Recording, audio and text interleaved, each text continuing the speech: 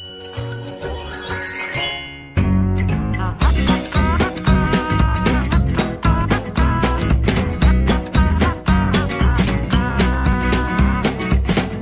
de lanchar e depois de brincar, não esqueça de lavar as mãos.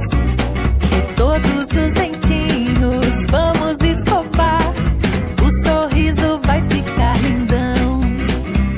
Banho todos os dias, não pode faltar não. E até dá pra brincar de bola de sabão. Esfrega, esfrega, esfrega, esfrega. Todo mundo vai ficar limpinho. Esfrega, esfrega, esfrega, esfrega. Todo mundo fica cheirosinho.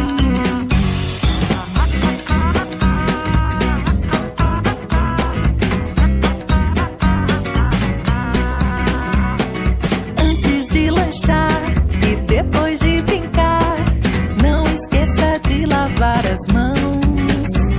E todos os dentinhos vamos escovar. O sorriso vai ficar lindão. Banho todos os dias, não pode faltar não. E até dá pra brincar de bola de sabão. Esfrega, esfrega, esfrega, esfrega. Todo mundo vai ficar limpinho. Esfrega, esfrega, esfrega, esfrega.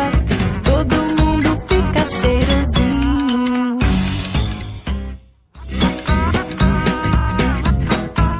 E aí, meus amores, vocês gostaram dessa musiquinha? Que musiquinha legal, não é mesmo? Nós vimos nessa música a importância de lavar as mãos, de tomar um belo banho, não foi mesmo? Isso mesmo.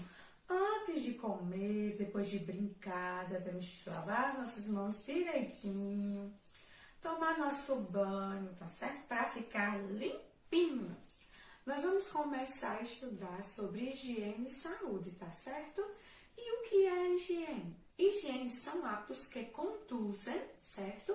Ao bem-estar e à saúde. Higiene é o ato de se cuidar, tá bom? Quais são os hábitos de higiene? Hábitos de higiene é escovar os dentes, lavar o cabelo, tomar banho, limpar a orelha com cotonete, tá certo? Tem vários hábitos de higiene. Nessa época agora, então, nós devemos sempre lavar nossas mãos com água e sabão, também passar álcool em gel, não é verdade? E também usar máscara. Esses são alguns hábitos de higiene. Nós utilizamos no nosso dia a dia alguns objetos que fazem parte da nossa higiene pessoal, tá certo? Quais são esses objetos, tia? Vamos lá, vocês já utilizam no dia a dia. Vamos lembrar com tia. Para cortar nossas unhas, utilizamos o quê? Isso, a tesoura, o trinco. Esses são objetos que utilizamos na nossa higiene pessoal, certo?